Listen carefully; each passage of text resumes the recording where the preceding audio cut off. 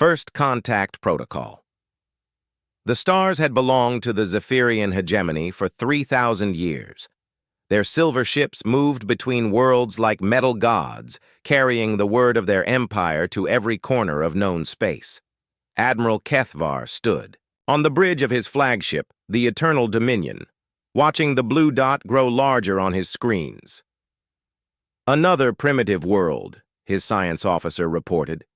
Single star system. The inhabitants call themselves humans. They have barely left their home planet, Kethvar nodded. He had done this hundreds of times before.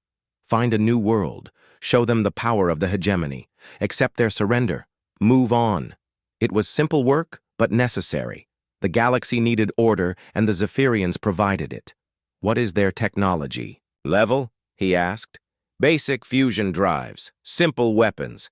They have a few small colonies on nearby planets. Nothing that could threaten us, Admiral. The human homeworld was called Earth. Kethvar studied the data his scouts had gathered. The humans had been fighting wars among themselves for their entire history. They were violent, but their violence was primitive. Swords, then guns, then nuclear weapons.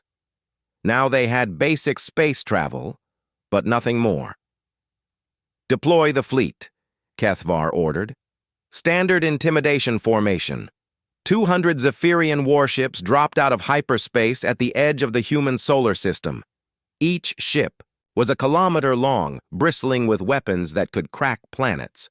The fleet formed up in perfect lines, a wall of metal and death floating in the darkness. Kethvar had expected panic, fear, desperate messages begging for mercy. Instead, his communications officer looked confused. Admiral, we are receiving a transmission. Already? They respond quickly for primitives. The main screen flickered to life. A human face appeared. The creature was smaller than a Zephyrian, with pale skin and dark hair. It wore what looked like a military uniform. The human's expression was calm, almost bored. "This is Admiral Chen, of Terra Defense Command," the human said. "Welcome to our solar system. May I ask what brings you here?" Kethvar felt his jaw drop. Where was the fear? Where was the awe at seeing the mighty Zephyrian fleet? This human spoke like they were meeting at a space station cafe. "I am Admiral Kethvar of the Zephyrian hegemony," he replied. "You will surrender your world immediately. Resistance is futile." Admiral Chen blinked slowly. "Surrender? I'm afraid that's not going to happen. Perhaps we could discuss this like civilized beings?" "There is nothing to discuss," Kethvar said, his voice rising. "Submit to hegemony rule or face destruction." "I see." Chen's face remained calm. "Well, Admiral Kethvar, that puts us in a difficult position. Would you mind holding your current position while we consider your request?" "You have 1 standard hour," Kethvar snapped. "Then we begin orbital bombardment." The transmission ended. Kethvar stared at the empty screen. In 3,000 years of expansion, no primitive species had ever responded like that. Usually they were begging for mercy within minutes of seeing the fleet. "Admiral," his tactical officer said, "our sensors show minimal human activity. A few patrol ships in the outer system. Nothing that could threaten us." "Keep scanning," Kethvar ordered. "Something is wrong here." The hour passed slowly. Kethvar paced his bridge, waiting for the surrender message that never came. His officers ran continuous scans of the system but found nothing unusual. The humans had perhaps 50 small ships scattered throughout their territory. Children's toys compared to Zephyrian warships.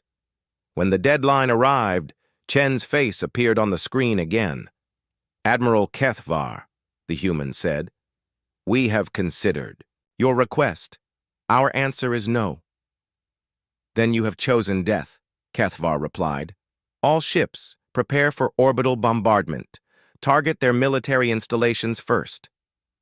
"Before you do that," Chen said, "I should mention something. We know about your empire. We know about the hundreds of worlds you have conquered. We know how this usually works." Kethvar paused. "Explain." You show up with overwhelming force. The locals surrender immediately because they cannot fight ships like yours. But Admiral, you've made one small mistake. What mistake? Kethvar demanded. Chen smiled. It was not a pleasant expression. You assumed we were like all the others. You assumed we would be afraid? The transmission ended again. Kethvar felt a chill run down his spine. There was something in the human's voice, something cold and certain. He shook off the feeling. Primitive emotions had no place on a Zephyrian. "Bridge, begin the attack," he ordered.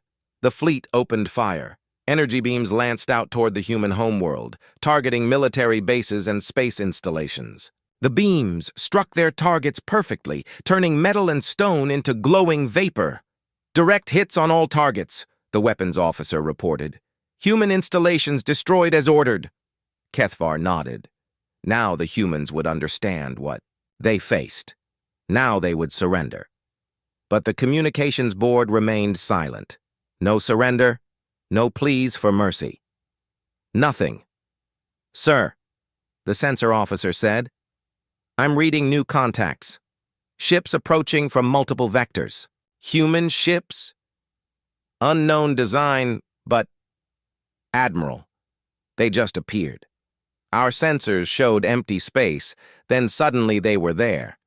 On the tactical display, red dots began appearing around the Zephyrian fleet. Not many ships, perhaps 30 or 40. But they were moving fast, faster than anything in the hegemony's databases. "All ships, prepare for combat," Kethvar ordered. "Destroy those vessels." The first human ship to enter weapons range was smaller than a Zephyrian escort vessel. It should have been destroyed by a single shot from the Eternal Dominion's main guns. But the shot missed. The human ship twisted through space in impossible ways, dodging energy beams that should have been unavoidable. More human ships joined the attack. They moved like nothing Kethvar had ever seen, dancing between Zephyrian fire as if they knew where every shot would go before it was fired. And when they fired back, their weapons were strange. Some shots seemed to bend through space. Others arrived before they were fired. "Report!" Kethvar shouted over the sound of alarms. "We've lost 12 ships," his tactical officer said. "The enemy is using unknown technology. Our weapons cannot track them." "Impossible. There are only 40 human ships." 37 now, sir, but they're destroying us faster than we can destroy them." Kethvar watched in horror as his perfect formation fell apart. Human ships darted between his massive warships like insects, stinging and retreating before his gunners could respond. Worse, the humans seemed to know exactly where to hit. Every shot found a weak spot. Every attack targeted critical systems. "Sir, we're receiving another transmission." Chen's face appeared again. Behind him, Kethvar could see what looked like a command center filled with humans working calmly at their stations. "Admiral Kethvar," Chen said, "you might want to consider retreat. We're prepared to let your surviving ships leave." "Never," Kethvar snarled. "The hegemony does not retreat from primitives." "As you wish," Chen replied. "But Admiral, you should know something. This isn't our main fleet. These are just patrol ships." The transmission ended. Kethvar looked at his tactical display and felt his blood turn to ice. Of his 200 ships, only 60 remained, and the humans had lost just 5 vessels. The battle ended an hour later. When the Eternal Dominion limped away from Earth, it was the only Zephyrian ship still capable of hyperspace flight. Behind it floated the wreckage of the most powerful fleet in known space, destroyed by 40 human patrol ships. In the silence of his damaged bridge, Kethvar tried to understand what had happened. How had primitives defeated the hegemony? How? Had 40 small ships destroyed 200 warships? As his ship jumped to hyperspace, a final message reached him from Earth. It was just coordinates and a simple statement. "Send your diplomats here. We have terms to discuss." The demonstration. The Zephyrian High Council had not met in emergency session for over 500 years. The great chamber beneath the capital city of Zeph Prime hummed with tension as the most powerful beings in the galaxy gathered to hear Admiral Kethvar's report. Supreme Chancellor Vexthor, oldest of the council members, listened in silence as Kethvar described the destruction of his fleet. The admiral's voice shook as he recounted how human ships had danced through Zephyrian fire, how their weapons had somehow ignored shields and armor. You claim 40 primitive vessels destroyed 200 of our finest warships? Council member. Sildan's voice dripped with disbelief. Perhaps the stress of command has affected your judgment, Admiral. Kethavar's face darkened. I have sensor recordings, battle data, the wreckage of my fleet. Would you like me to transmit the footage of your son's ship being cut in half by a human beam weapon? Silence fell over the chamber. Council member Sildan's son had commanded one of the destroyed vessels. Supreme Chancellor Vexthor raised a scaled hand. The question is not whether this happened, but how. Our intelligence networks must investigate these humans immediately. Across the galaxy, Zephyrian spies began their work. What they discovered over the following weeks painted a picture that terrified the hegemony's leadership. The humans had been lying about their technology level. While they appeared to have basic space travel, their true capabilities were hidden. Throughout their solar system, automated shipyards built vessels in the shadows of asteroids. Research stations disguised as mining platforms developed weapons that bent the laws of physics. The entire human solar system was a fortress, and the hegemony had walked straight into its defenses. But the most disturbing discovery came from deep space probes. The humans had not remained in their home system. Over the past 2 centuries, they had quietly established colonies on dozens of worlds throughout the local stellar region. Each colony was hidden, defended, and connected to the others through some form of communication that Zephyrian technology could not detect. Intelligence. Director Kolvash presented his findings to the council with shaking hands. Supreme Chancellor, we have been watching a single star system while these humans built a hidden empire right under our sensors. How many worlds? Vexthor asked. At least 40 confirmed colonies, possibly twice that number. Each one is militarized. Each one has shipbuilding capability. The council chamber erupted in arguments. Some members demanded immediate war, others called for negotiation. A few suggested retreat from this entire region of space. Vexthor raised his hand for silence. What do we know of their intentions? Kolvash consulted his datapad. They have made no aggressive moves against hegemony territory. They seem content to remain in their own space. But, Supreme Chancellor, their military doctrine is unlike anything we have encountered. Explain. Most species fight for territory, resources, or political control. The humans appear to have developed their entire military strategy around a single concept: the complete destruction of any threat to their species. The words hung in the air like a death sentence. Every member of the council understood the implications. The hegemony had built its power on intimidation and overwhelming force. But what happened when that force met a species that simply would not be intimidated? They have studied us, Kolvash continued. Somehow they know our history.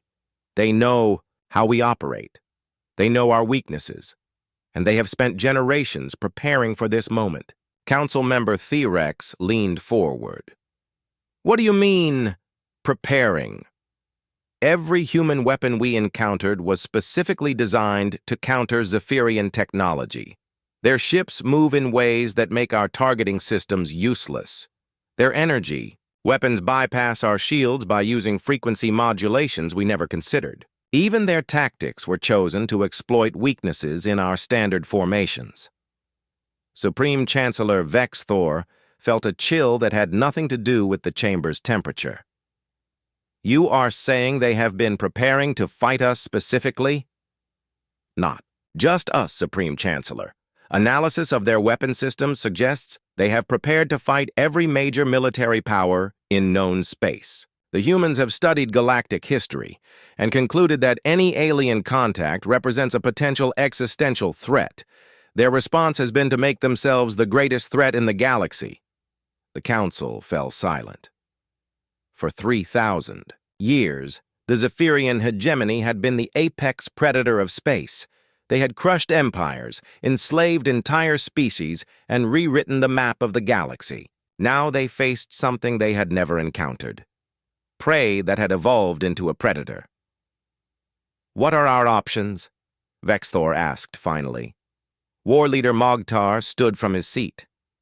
"We mobilize the Grand Armada, every fleet, every ship. We crush these humans before they can expand further."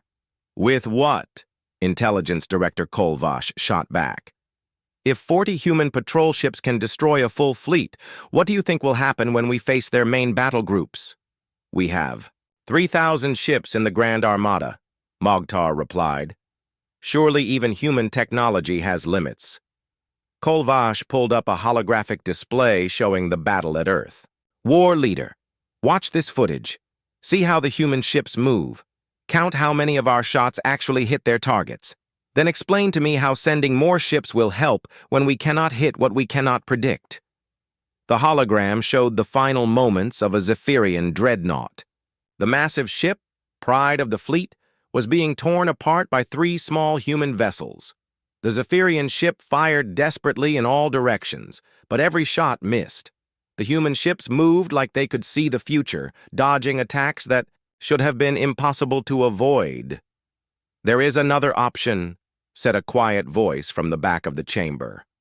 All eyes turned to Council member Yelthar, the youngest member of the Council and the only one who had never voted for war.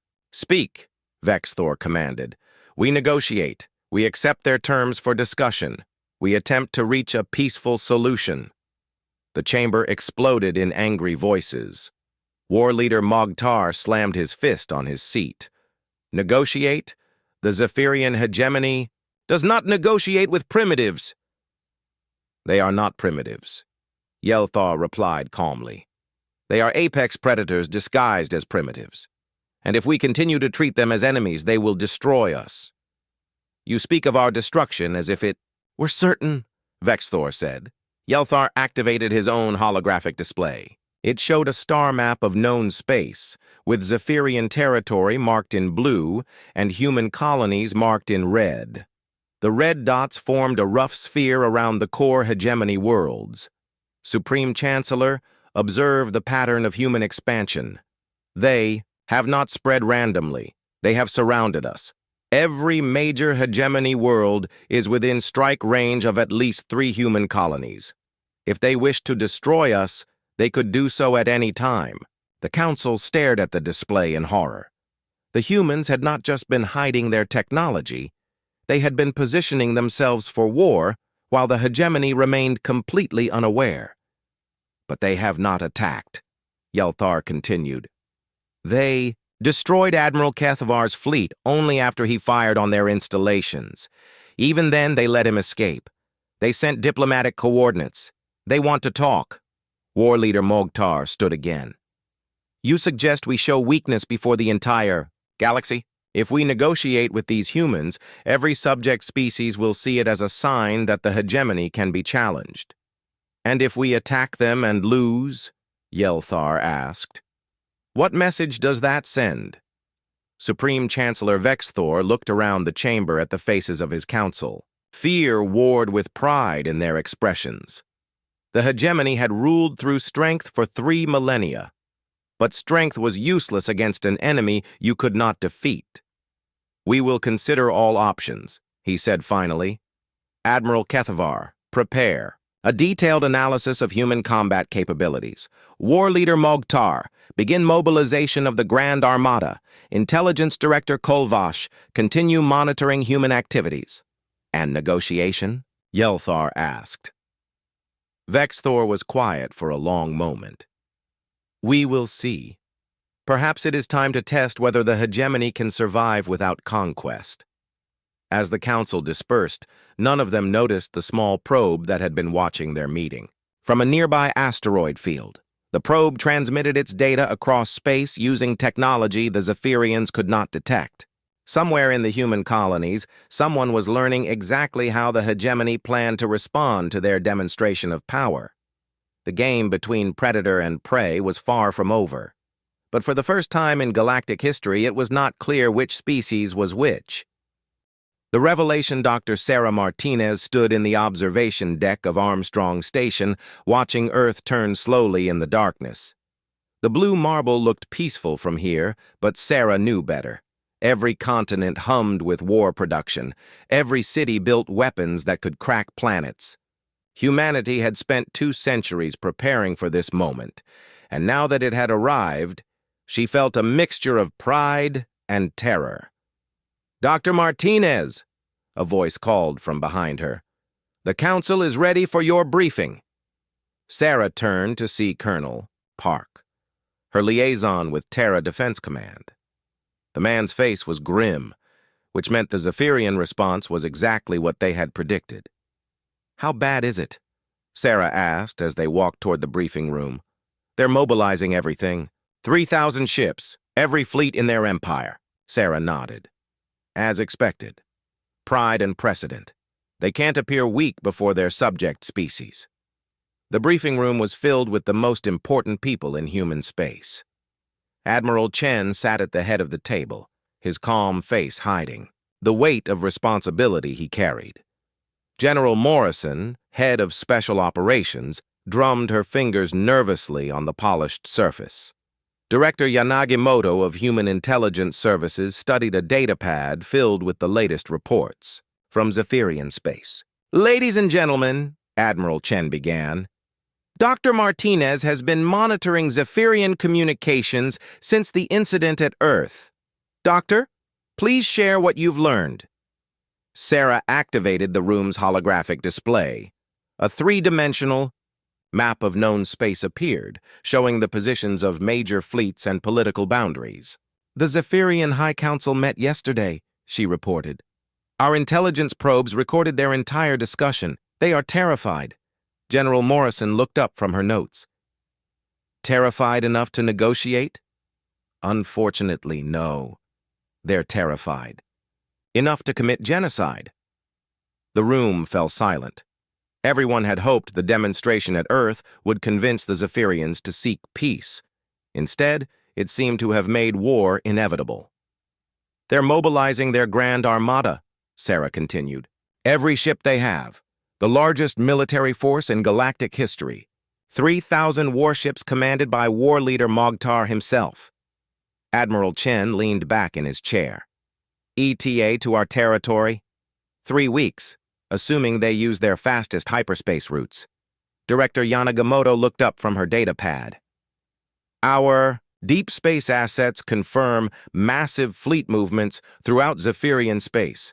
They're pulling ships from garrison duty on their subject worlds. This is total commitment." "Which creates opportunities," General Morrison added, "if their fleets are massed for attack. Their territories are vulnerable." "That's a discussion for later," Admiral Chen said. "Right now, we need to address the immediate threat. Sarah, what do we know about their tactical doctrine?" Sarah pulled up new displays showing Zephyrian ship formations and battle tactics. "They rely on overwhelming firepower and superior technology. Standard doctrine is to form battle lines and engage at maximum range. They've never faced an enemy that could match their technology, so their tactics are rigid and predictable." "Predictable is good," General Morrison said. "We can work with predictable." "There's more," Sarah continued. "Intelligence Director Kolvash presented an analysis of our capabilities to the Council. They know we've been hiding our true technology level. They know about our colonies. They know we've been studying them for decades." Admiral Chen raised an eyebrow. "How much do they know?" "Less than they think, but more than we'd like. They've identified about half of our colonial sites. They know we have advanced weapons and ship technology. They suspect we've been preparing, specifically to fight them." "Suspect?" Director Yanagimoto asked. Sarah smiled grimly. "They don't know about the Prometheus project. They don't know about the deep strike capabilities, and they certainly don't know about the fleet deployments we've made in the past month. The Prometheus project was humanity's greatest secret. For 50 years, human scientists had worked to develop weapons that violated the known laws of physics. Temporal distortion fields that could age enemy ships to scrap in seconds. Quantum tunneling devices that allowed projectiles to bypass any defense. Gravity manipulation systems that could turn stars into weapons. Speaking of fleet deployments, Admiral Chen said, "What's our current strength?" General Morrison consulted her own data pad. 10th Fleet arrived at Staging Area Bravo yesterday. That gives us 11 full battle groups positioned throughout. The target zone. Total strength, 1,500 ships of the line plus support vessels. Against 3,000 Zephyrian ships, Director Yanagamoto observed. Numbers aren't everything, Admiral Chen replied. We've seen what our patrol ships can do against their best warships. Our main battle fleet will be a very unpleasant surprise. Sarah brought up a new display showing human ship designs. Unlike the massive Zephyrian vessels, human warships were smaller and more elegant. They looked almost organic, with curved hulls and no visible weapons ports. The Zephyrians still think in terms of bigger is better, she explained. Their ships are flying fortresses designed to overwhelm enemies through sheer firepower. Our ships are designed around speed, stealth, and precision. Plus a few other advantages they don't know about, General Morrison added with a slight smile. Admiral Chen stood and walked to the main display. He manipulated the controls to show a simulation of the coming battle. Here's what's going to happen, he said. The Zephyrian Grand Armada will arrive at the edge of our space expecting to find a primitive defense force. Instead, they'll face the most advanced military in galactic history. The simulation showed Zephyrian ships dropping out of hyperspace in standard formation. Human ships appeared from nowhere, seeming to materialize out of empty space. The battle was brief and decisive. The psychological impact will be crucial, Admiral Chen continued. They're coming here to restore their empire's reputation. When we destroy their Grand Armada, we'll be destroying more than ships. We'll be destroying the myth of Zephyrian invincibility. Director Yanagamoto frowned. And if we miscalculate? If their numbers are enough to overwhelm us despite our technological advantages?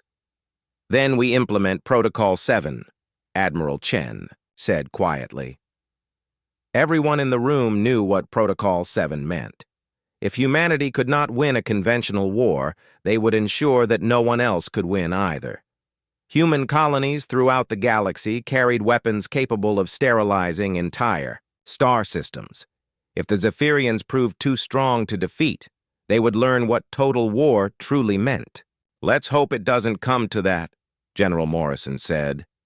Sarah pulled up one final display. This one showed the current positions of Zephyrian subject species throughout their empire.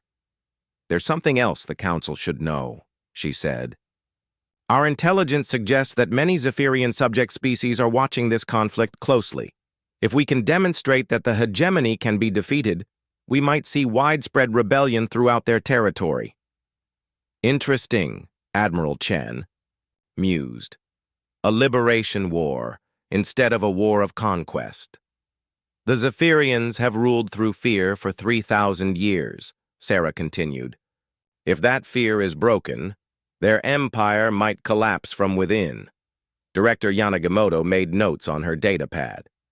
We should prepare propaganda broadcasts for the subject species.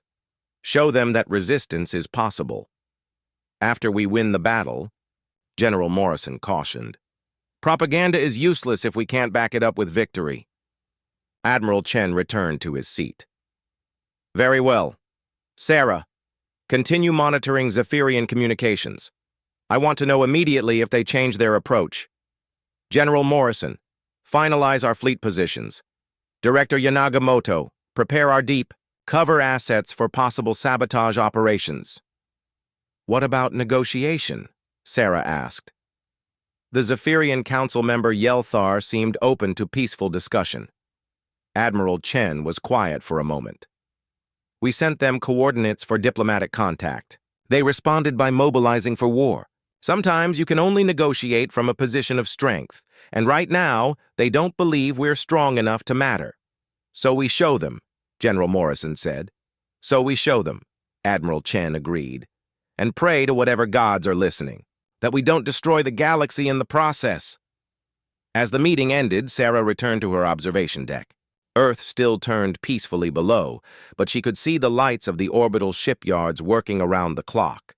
In 3 weeks, the largest battle in galactic history would begin. Humanity had spent 2 centuries preparing for this moment. They had built weapons that could crack reality itself. They had trained soldiers who could fight across multiple dimensions. They had created a military machine designed for one purpose, ensuring that humanity would never kneel before alien conquerors. The Zephyrians were about to learn why some species should never be underestimated. But Sarah knew that victory would come at a price that might change humanity forever. Escalation and miscalculation. War leader Mogtar had never seen anything like the Grand Armada. 3,000 warships stretched across space in perfect formation, each vessel representing the pinnacle of Zephyrian military technology. Dreadnoughts, the size of mountains, floated alongside sleek destroyers and massive carrier ships. The assembled fleet could have conquered any empire in galactic history. Standing on the bridge of the Empire's wrath, Mogtar felt the weight of 3 millennia of Zephyrian dominance on his shoulders. This battle would either restore the hegemony's reputation or end their reign forever. "All fleets report ready for hyperspace jump," his communications officer announced. Mogtar nodded to his flag captain. "Initiate jump sequence. Destination, human home system." Admiral Kethvar, reduced to serving as Mogtar's tactical advisor after his humiliating defeat, studied the fleet disposition with haunted eyes. He had argued against this massive assault, suggesting instead that they study human tactics before engaging. The council had ignored his advice. "War leader," Kethvar said quietly, "perhaps we should reconsider the approach vector. If the humans have prepared defensive positions—" "Silence!" Mogtar snapped. "You lost an entire fleet to 40 human patrol ships. Your tactical judgment is no longer valued." The Grand Armada vanished into hyperspace, leaving empty space where the largest military force in galactic history had gathered. Their destination was a small blue planet that had dared to resist the might of the Zephyrian hegemony. 3 days later, the Armada dropped back into normal space at the edge of the Sol system. Mogtar expected to see human fleets rushing to meet them, or perhaps desperate attempts to evacuate their homeworld. Instead, his sensors showed almost nothing. "Report," he ordered. "Minimal human activity detected," the sensor officer replied. "A few patrol ships in the outer system. 1 diplomatic vessel approaching our position." 1 ship? Mogtar felt a chill of recognition. This was exactly how Kethvar's battle had begun. "Sir, the diplomatic vessel is requesting permission to dock." Mogtar considered refusing, but diplomatic protocol demanded he at least listen to surrender terms. "Grant permission. Route the transmission to my ready room." 10 minutes later, Mogtar found himself face-to-face with a human female. She was smaller than he had expected, dressed in a simple gray uniform with no visible weapons. Her expression was calm, almost sad. "I am Ambassador Sarah Martinez," the human said. "I represent the Terran Colonial Union in all diplomatic matters. I am War Leader Mogtar of the Zephyrian Grand Armada. You will surrender your homeworld immediately." Ambassador Martinez shook her head slowly. "I'm afraid that's not going to happen, War Leader. I've come to offer you one final chance to withdraw your forces peacefully." Mogtar felt his anger rising. "You face 3,000 warships, the largest military force in galactic history. You have perhaps 50 ships in this entire system, and you offer me terms? War leader, you destroyed our mining stations in the asteroid belt. You killed 50,000 civilians who were simply trying to make a living. We offered to negotiate. You responded by bringing an armada to our home, as was proper." Mogtar replied, "The hegemony does not negotiate with primitives." Martinez reached into her uniform and pulled out a small device. It looked like a simple metal cylinder, but Mogtar's guards immediately raised their weapons. "Relax," Martinez said. "It's just a beacon. Before I activate it, I want you to understand something. Humanity has been preparing for this moment for over 200 years. We knew that someday, someone like you would come to our world demanding surrender. We knew that diplomacy might not be enough." "Are you threatening me?" Mogtar demanded. "I'm trying to save your life," Martinez replied, "and the lives of everyone in your fleet. You see, war leader, you've made a fundamental mistake about humanity. You think we're like every other species you've conquered. You think we'll surrender when faced with overwhelming force." She held up the beacon. "This device will signal our fleet commanders that diplomacy has failed. Once I activate it, there will be no going back. The largest battle in galactic history will begin, and I promise you, it will not end the way you expect." Mogtar leaned forward. "Your threats do not frighten me, human. Activate your beacon. Call your pathetic fleet. We will crush them as we have crushed 1,000 worlds before you." Martinez looked genuinely sad. "I hoped you would reconsider. May your ancestors forgive us for what comes next." She pressed the beacon. A simple chirp filled the ready room, barely audible. But Mogtar felt the universe change around him. Alarms began sounding throughout the Empire's wrath. Mogtar rushed back to his bridge, leaving Martinez under guard. What he saw on his tactical display made his blood freeze. Space around the Grand Armada was erupting. What had appeared to be empty asteroids suddenly revealed themselves as massive human installations. Hidden bases emerged from the rings of Saturn, their weapons already charging. The planet Jupiter seemed to crack open as enormous ships emerged from concealed positions within the gas giant's atmosphere. "Sir," his sensor officer said, his voice shaking, "I'm reading massive energy signatures throughout the system, hundreds of installations coming online. They were hidden from our scans, but the true horror came when the fleet displays updated. 10 separate groups of ships were decloaking around the Grand Armada. Not the small patrol vessels they had expected, but massive fleet formations. Each group was larger than the force that had destroyed Kethvar's ships." "Impossible," Mogtar whispered. "Where did they come from?" Admiral Kethvar stared at the display with the expression of a man seeing his own death. "They were here all along, waiting, watching.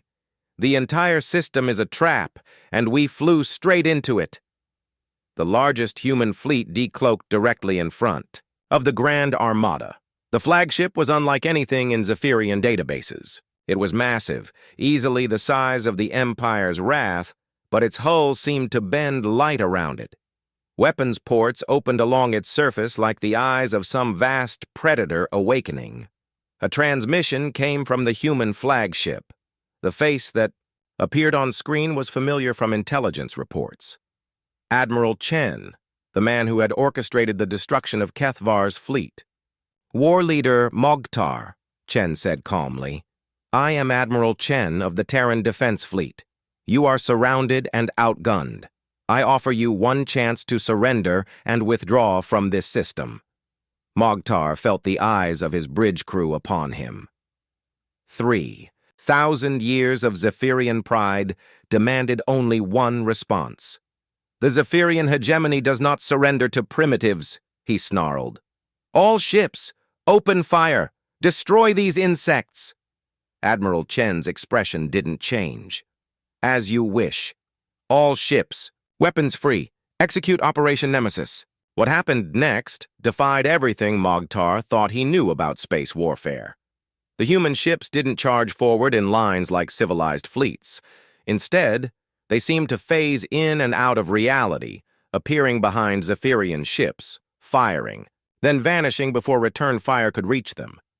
Human weapons were like nothing in the databases. Energy beams that curved through space-time, seeking their targets regardless of evasive maneuvers.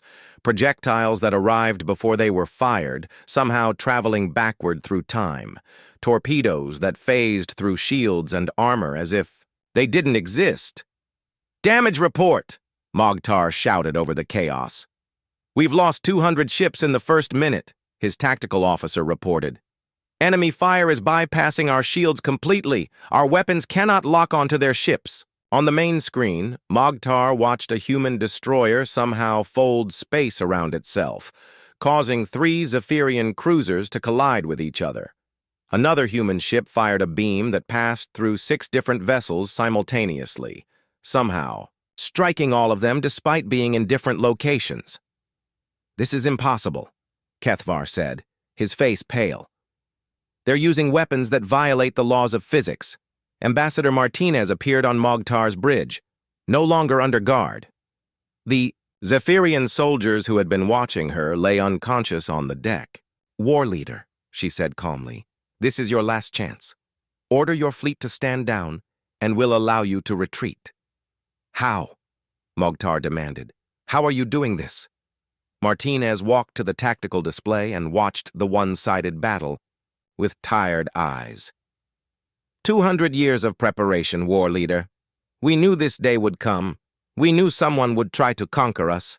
So we prepared to fight gods." A proximity alarm screamed as a human battleship decloaked less than a kilometer from the Empire's wrath. Its main guns were already targeting the Zephyrian flagship's bridge. "Stand down," Martinez said softly. "Please. Enough people have died. Today." Mogtar looked at his tactical display. Of his 3,000 ships, barely half remained. The battle had been raging for less than an hour. At this rate, the Grand Armada would be completely destroyed within 2 hours. He thought of the billions of Zephyrians who depended on the hegemony for protection. He thought of the subject species who would rebel if they learned the Empire could be defeated. He thought of 3,000 years of galactic dominance ending in a single afternoon. But mostly, he thought of the human ship hanging outside his bridge, its weapons charged and ready to fire. "All ships," he said quietly. "Cease. Fire. Stand down all weapons." The bridge fell silent except for the sound of cooling metal and distant explosions. Mogtar had just given the first surrender order in Zephyrian military history, and the fleet. That broken empire, the conference room aboard the human flagship Resolute, had been designed for this moment. Representatives from a dozen species sat around a circular table, with humans and Zephyrians facing each other across its polished surface. War leader Mogtar, his proud bearing diminished by defeat, sat beside the broken Admiral Kethvar. Across from them, Admiral Chen and Ambassador Martinez represented humanity's interests. But the most significant attendees were the others, delegates from the Altarian Republic, the Vegan Trade Consortium, the Silicon Confederacy, and 8 other species that had lived under Zephyrian rule for centuries. For the first time in galactic history, the subjects of the hegemony sat as equals with their former masters. "The terms are simple," Admiral Chen began, his voice carrying the weight of absolute victory. "The Zephyrian hegemony will withdraw from all conquered territories. Subject species will be granted immediate independence. Reparations will be paid to worlds damaged by hegemony occupation." War leader Mogtar's scales darkened with anger. "You ask us to abandon 3 millennia of expansion, to give up our rightful empire." "I'm not asking," Chen replied calmly. "I'm telling you what will happen. The alternative is the complete destruction of every Zephyrian world." Supreme Chancellor Vexthor, attending by holographic projection from Zeph Prime, raised his hand for attention. "Admiral Chen, surely some accommodation can be reached. The hegemony has maintained peace in this galaxy for thousands of years." Ambassador Martinez spoke for the first time since the negotiations began. "Peace? Chancellor, we have records of your peace. 12 billion Altarians dead in the cleansing wars. The entire Vegan system strip-mined to build your warships. 200 species enslaved or extinct. That is the price of order," Vexthor replied. "Without hegemony rule, this galaxy will tear itself apart in endless wars." An Altarian delegate, her blue skin scarred from years of labor in Zephyrian mines, stood from her chair. "We would rather tear ourselves apart than live as your slaves one more day." Around the table, other delegates nodded in agreement. The Zephyrians had maintained their empire through fear, but that fear had transformed into hatred over the centuries. Now that hatred had found a champion in humanity, Admiral Chen activated a holographic display showing the current military situation. The Zephyrian Grand Armada, once the terror of the galaxy, was scattered wreckage floating in the Sol system. Of 3,000 ships, only 400 had survived the battle intact. "Let me be clear about our current position," Chen said. "Every major Zephyrian world is within range of our weapons. We have ships positioned throughout your territory. We could end your civilization in a matter of days. But you won't," Vexthor said with desperate confidence. "You are not a species that commits genocide. Your own moral code prevents such action." Chen's expression didn't change. "You're correct.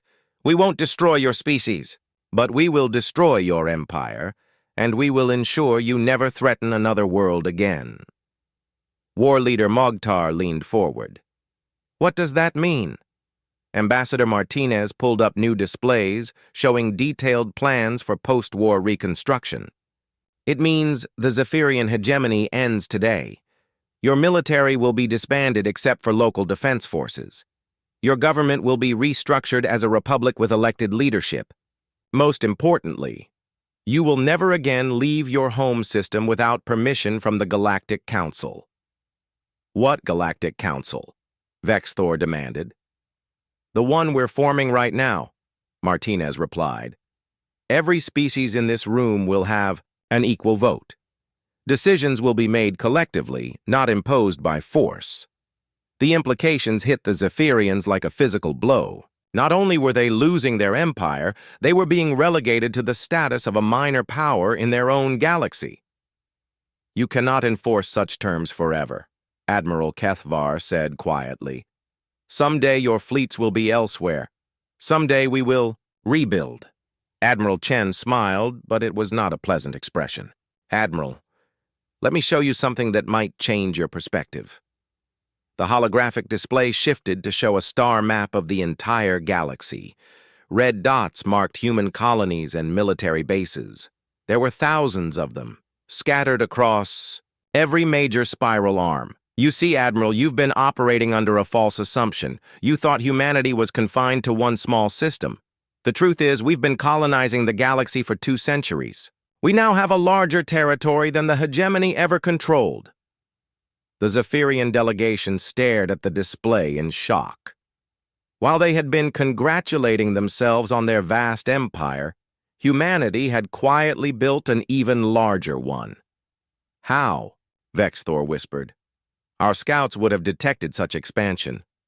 "Your scouts saw what we wanted them to see," Martinez replied. "Camouflaged installations, hidden colonies. We learned stealth from you, Chancellor. Every time you conquered a world, we studied your methods and developed countermeasures." Director Yanagimoto of Human Intelligence Services activated another display. "We've been watching the hegemony for over a century.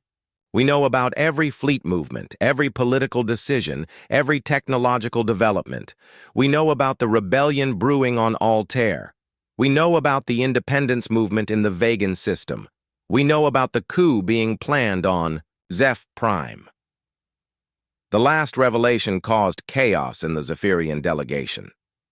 Vexthor's holographic form flickered as he received urgent communications from his homeworld.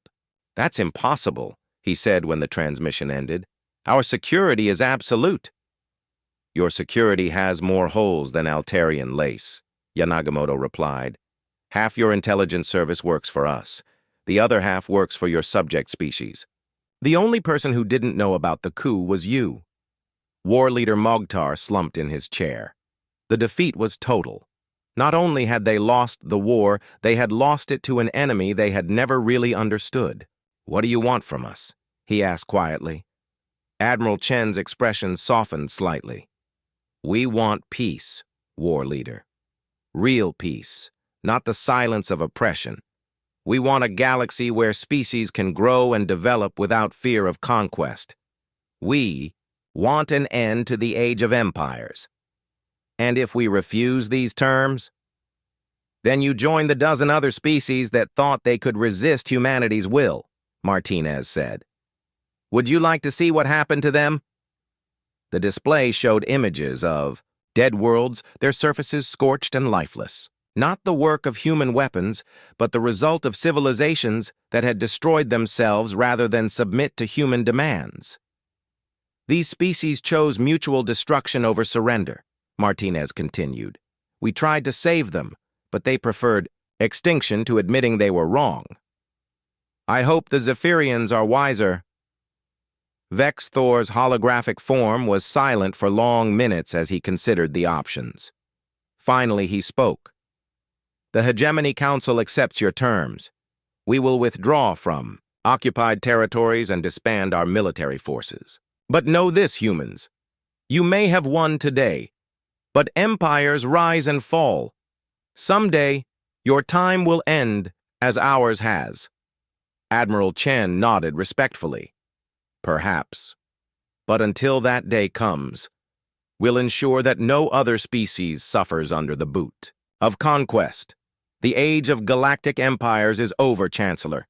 The age of cooperation begins now. As the conference broke up, the delegates from the former subject species clustered around the human representatives, offering thanks and asking questions about their newfound freedom. The Zephyrians sat in stunned silence, contemplating the end of everything they had known. War leader Mogtar approached Admiral Chen as the room emptied. I must ask, Mogtar said quietly.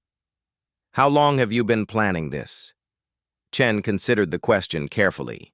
Since the moment your first scout probe entered our solar system, 80 years ago. We knew this day would come.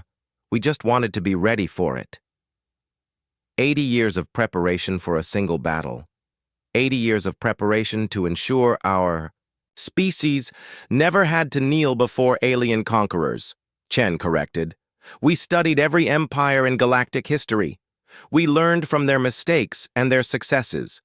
We built weapons to counter every possible threat. And when you finally came, we were ready. Mogtar looked out through the conference room's windows at the wreckage of his Grand Armada.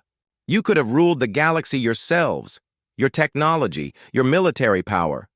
You could have built an empire larger than ours. We could have, Chen agreed. But that's not who we are. Humans don't want to rule the galaxy, war leader. We just want to make sure no one else can rule it either. As the last shuttle departed, carrying the Zephyrian delegation back to their surviving ships, Ambassador Martinez joined Admiral Chen at the observation window. Think it will work? She asked. This new galactic order we're trying to build? Chen watched the alien ships limping away toward their distant homeworld. For a while, maybe a century or two. But eventually someone will try to build another empire. Someone always does. And when that happens, Chen smiled grimly. When that happens, they'll learn the same lesson the Zephyrians learned today. Some species should never be underestimated. And humanity will never again allow itself to be threatened by those who mistake mercy for weakness. In the distance, Earth continued its eternal rotation, blue and peaceful and deceptively harmless. Around it, the mightiest fleet in galactic history stood guard, ready to defend not just Huma,